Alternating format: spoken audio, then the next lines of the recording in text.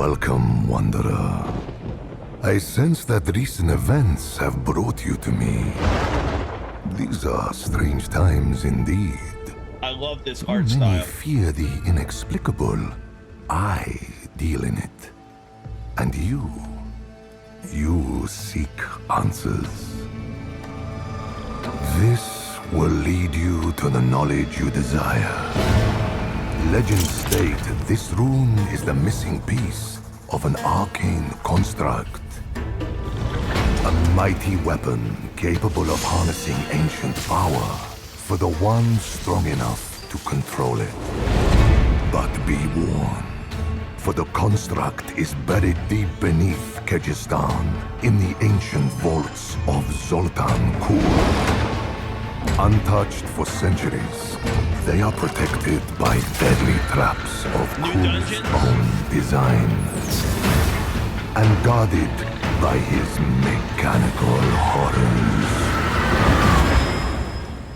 But the architect Zoltan Kur overestimated his cleverness. In his hubris, the mage abandoned his work, leaving darker forces free to corrupt his machinations and claim the vault's power for themselves. The answers await you in the depths. Take the rune, if you dare. And there you have it, the cinematic trailer for Season 3, Season of the Construct for Diablo 4 that launches live on January 23rd. I said it at the onset of the trailer, the cinematics, the art style, it's absolutely fantastic. I love what they do with these trailers. It definitely hypes you up for the story that's yet to come for us to experience. I only hope that the story progression is longer and more interactive. And what I mean is, during Season of the Blood, a lot of times during the interaction scenes with Eris, the point of view on the camera was quite far away, and with the amount of detail and just how powerful the art is in game, I wish it was more zoomed in so we can see both our characters standing side by side with the NPC, so we can get more immersion and more satisfaction as to the amount of effort that goes in from the art and narrative team. Voice acting, as always, is absolutely superb, very cool, very immersive, and I'm very excited for what's to come in Season 3, Season of the Construct. I'm also curious how they're going to incorporate previous seasons, i.e. the Malignant Rings or any of the Season of Blood powers that we had, if those packs are going to be introduced in a similar fashion. I'm also curious if we're going to get any word on being able to save our builds and save our loadouts. Not having the ability to save your loadouts, or at the very least, save your Paragon boards, is a huge hindrance to the game, in my opinion. It prevents me from becoming more involved in the game and having to go through and physically switch off armor pieces, redo my skill tree, redo the Paragon board. It's a chore, and it's a detriment overall to the success of the game moving forward, for the community not being able to save these builds, swap between ones that you want to have fun with or you feel are more efficient given your play style with certain activities in the game. The dev team at Blizzard for Diablo 4 also released recently a list of what we can expect and what you need to know in Season 3, Season of the Construct. Let's take a look. Unearth a looming threat in Season of the Construct. Ancient forces threaten Sanctuary, aided by your Seneschal companion, hazard the many traps and devastating constructs beneath the deserts of Kyrgyzstan. Deep beneath the swirling sands, elemental forces are amassing for malicious whims of the demon Malphus. Only by descending far below the surface will you be able to cull this cursed threat from its root. Season of the Construct begins on January 23rd at 10 a.m. Pacific Time. Prepare to uncover the powerful secrets of Zoltan Kuhl's loom with the new dungeon type called Vaults, a seasonal, robotic, seneschal companion, and weekly leaderboards in the gauntlet. Several key quality of life features, including almost constant Helltide events, arrive to help aid your conquest while fighting in the vaults. Unearth Zoltan Kuhl's legacy and a new quest line. A new threat lurks beneath the sands of Kyrgyzstan, where the loom, an ancient technology designed by Zoltan Kuhl and Ayuzan of Chaldeum, has been usurped by the forces of evil. The demon Malthus is responsible for twisting the loom for his cruel whims. Zoltan's former companion, Ayuzan, leads you through the treacherous vaults, desperate to stop the formidable Malthus and his deadly constructs from overtaking Sanctuary. Travel to the Gate Hall, a town center underneath Kyrgyzstan that serves as your base of operations in the fight against the constructs. The Gate Hall is your conduit to access the deadly vaults, riddled with elemental hazards and constructs. These vaults are the key to harnessing the true potential of the loom. Travel to the loom to stop the threat at its source and defeat Malthus in a new boss fight. To play Season of the Construct seasonal questline, you must create a new character on the seasonal realm and have completed the main campaign. Take advantage of the skip main campaign feature once you've completed the prologue if you want to jump right in. Battle side by side with your Seneschal companion. Wield the power of the loom by acquiring your very own Seneschal companion, which becomes available during the seasonal questline. In Zoltan's vision, the Seneschal complements your adventures by engaging directly in the fight or aiding you dutifully on the sidelines. Using magical, governing, and tuning stones recovered from the vaults and elsewhere in Sanctuary, augment your Seneschal to best suit your targeted build for Season of the Construct. Governing stones determine which attacks your Seneschal can perform, while tuning stones will augment those skills and provide greater utility. You can equip your Seneschal with 2 governing stones and 6 tuning stones, 1 governing stone for each attack, and 3 tuning stones to augment the ability. There are 12 governing stones and 27 different tuning stones of different rarities to seek out in the vaults to unlock the full power of the Seneschal construct. Tuning the governing stones can be acquired in a few different ways. Complete vaults to earn 1 random tuning stone and seek out the ward woven chests to earn additional tuning stones, both of which can be earned through various levels of the season journey. Both types also have a low chance to appear as drops when playing vaults in Arcane Tremors. Defeating enemy constructs within the vaults will also grant Shatterstone, which can be crafted into governing and tuning stones at jewelers found throughout Sanctuary. To unlock the full power of the stones, you will need to increase their raw power by leveling them. Collect or craft duplicates of the same stones, fuse them together to grant experience, and eventually level up your currently held stones. Increasing the level of these stones increases the potency and ability of these attacks. Increasing the level of your tuning stones can add additional projectiles or augment the damage type they perform. Once you've acquired your Seneschal, they'll follow you everywhere in Sanctuary until Season of the Construct ends. Below is a full list of the governing and tuning stones available for the Seneschal companion. Let's check it out. Governing stones. Auto defense. The Seneschal construct activates an anti-material field around itself, shooting down enemy projectiles. Cannot shoot down boss or player projectiles. Bushwhack. Quickly ambush, dealing damage to each target. May strike the same target multiple times. Firefly. Deploy a small construct that lands on the target and explodes 3 times, dealing damage.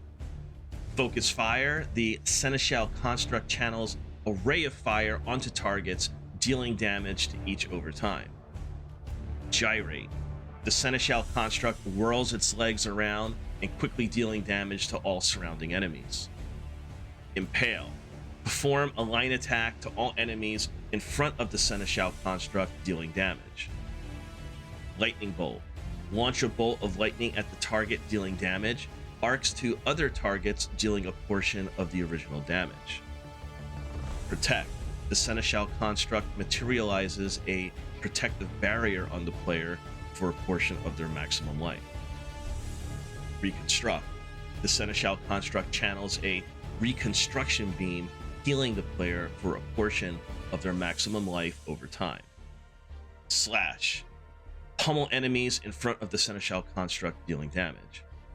Tempest.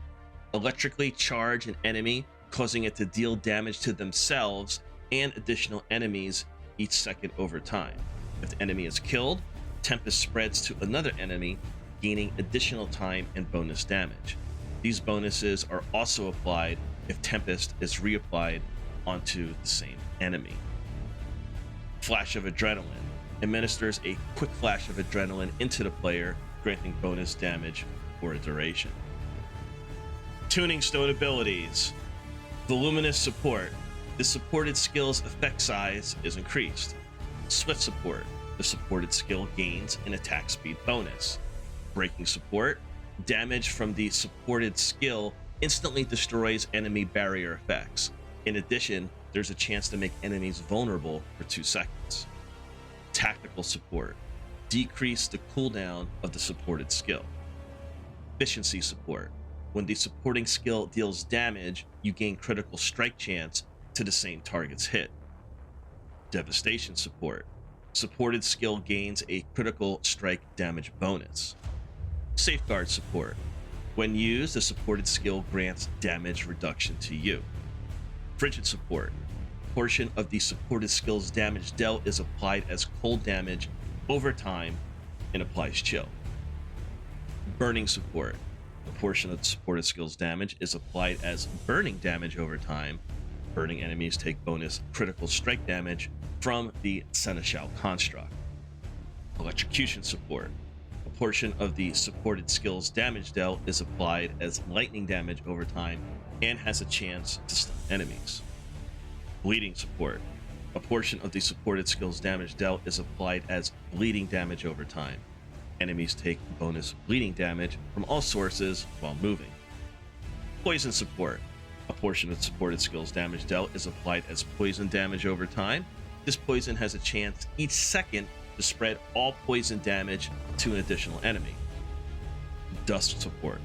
The portion of the supported skill's damage dealt is applied as shadow damage over time. Afflicted enemies who attack have a chance for their attacks to be interrupted. Does not interrupt bosses, however.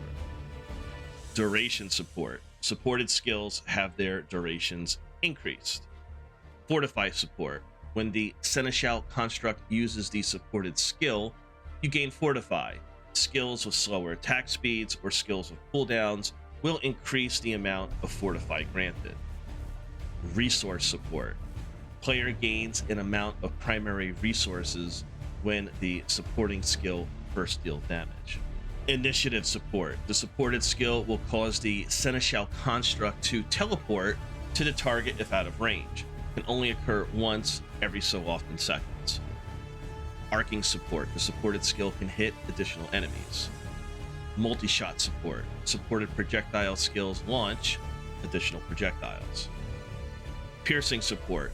The supported projectile skill will pierce multiple enemies. Gripping Support. Damage and effects done by the supporting skill to distant enemies pulls them towards the Seneschal construct. Can only occur once every so often per enemy. Registered Damage Support. Any damage caused from the supported skill is registered. The registered damage explodes at effectiveness when the target dies as fire damage. Seeking Support. The supported projectile skill will auto-seek enemies for a limited duration.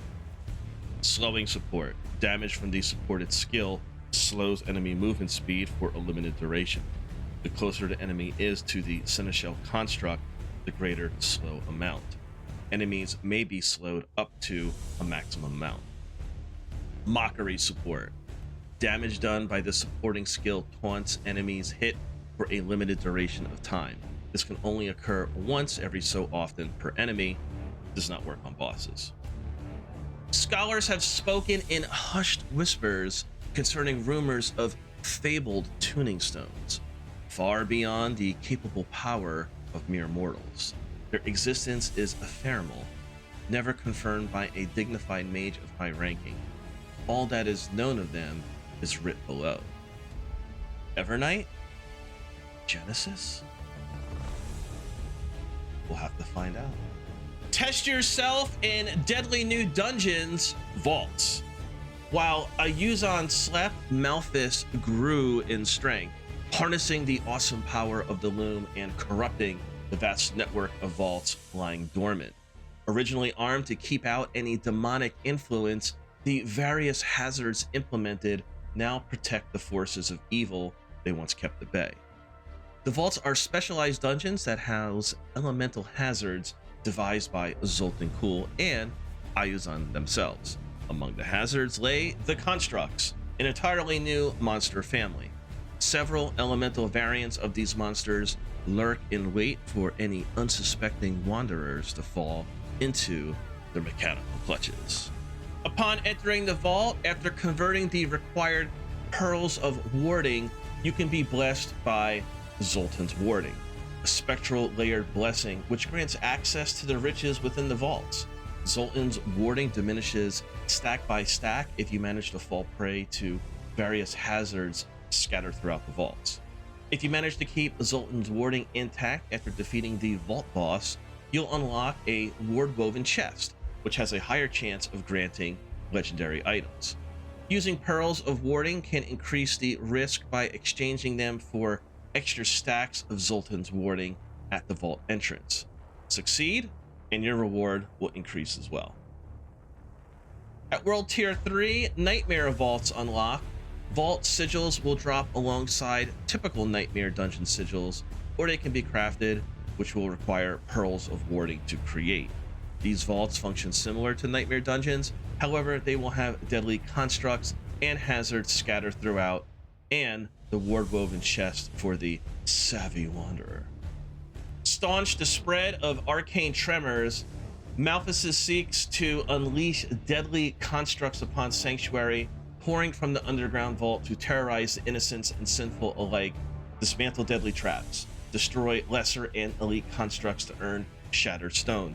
Dispatching elite constructs grants pearls of warding, which can be used to earn higher valued rewards from replaying vaults. Negate the arcane tremor by defeating the vault's mighty herald construct, securing a tenuous piece to the denizens above. Coming soon, leaderboards arrive with the Gauntlet. A new challenge arrives later in Season of the Construct, Fight Through the Gauntlet, a weekly rotating fixed dungeon that will have you competing for the top spot on the leaderboards.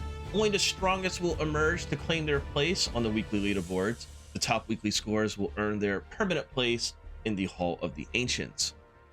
Quality of life updates in Season of the Construct, Helltides Endure. Starting in Season of the Construct, Helltides are always active, save for a 5-minute rest once per hour. Battle Hellspawn far more frequently, increasing your chances to collect cinders and the bountiful rewards that come with them. Enhanced movement with WASD or WASD. Wanderers on PC can now navigate through the various wastes of Sanctuary by using the WASD keys on your keyboard instead of just your mouse. Enjoy the increased functionality of traversing through dungeons and above ground alike. Earn Stash Tab. An extra Stash Tab is now available for your adventuring needs. Proceed to the stash in any capital city to purchase an additional Stash Tab. Various other quality of life updates. We have also made improvements to reallocating your skill tree, improvements to UI when trading gold, increased rates to earn the items needed to summon the Beast of the Ice, and more. And of course, earn rewards with the Season Journey and Battle Pass. As you eradicate the menacing machinations of the Loom, you'll earn rewards from the Season Journey and Battle Pass. The Season Journey is broken into chapters with tasks to complete. As you progress through the journey, you'll earn rewards befitting Sanctuary's defenders, such as new legendary aspects, the Awoken Adamant Armor, which unlocks across various higher tiers, and 3 Scrolls of Amnesia, which provide a free skill tree and Paragon board reset. The journey also provides Favor, the resource used to climb through the Battle Pass's tiers, which can be earned naturally by playing aspects of the game as well. The Season of the Construct Battle Pass begins on January 23rd, 10 a.m. PST, and hosts 90 reward tiers, 28 free tiers, and 62 premium tiers. If you get the Premium Battle Pass, not only will the rewards of the free tiers be yours to wield, but Awoken Armor Sets, Platinum, and more also await you. For example, the Awoken Spiral Barding Mount Armor and Awoken Clockwork Equid Mount unlock at tier 90. If you decide to embrace the Destructive Terror and get the Accelerated Seasonal Battle Pass, you'll also receive 20 tier skips and the Spinning Loom emote. Smoldering Ashes earned from the free tiers can be spent on season blessings that provide helpful bonuses to beat back Hell's armies. There are 3 new blessings for Season of the Construct. Urn of Enduring Grace, boost to the duration of shrine effects. Urn of Tuning, chance to receive an additional tuning stone from Ward Woven chests. Urn of Whispers, boost the chance to receive a greater collection from Whisper rewards. The bonuses gained from the 5 season blessings only last until the end of Season of the Construct. Acquire Fable Threads from Tejal's shop. We're dialing up the heat in the shop with new equipment, armor, and accessories, mount and mount armor bundles that will have you slaying in style. Starting on January 23rd, you'll want to pay Tejal a visit to browse her wares. Remember to check back often as she'll update her stock throughout Season of the Construct. One such rarefied find from the far reaches of Sanctuary is the Barbarian Lord Eater Cosmetic Bundle, which contains the Lord Eater's armor set, 2 Lord Eater's weapon cosmetics, and a Lord Eater's legend marking. And there you have it, the upcoming and there you have it, the trailer and what you need to know for Season 3, Season of the Construct for Diablo 4 that launches live on January 23rd. I'm really excited to see how the governing and tuning stones from our Seneschal companion translate in-game, what their impact is. I'm sure this is going to be awesome to see, not just visually, but number-wise as far as dealing damage and helping us, negotiate all the content.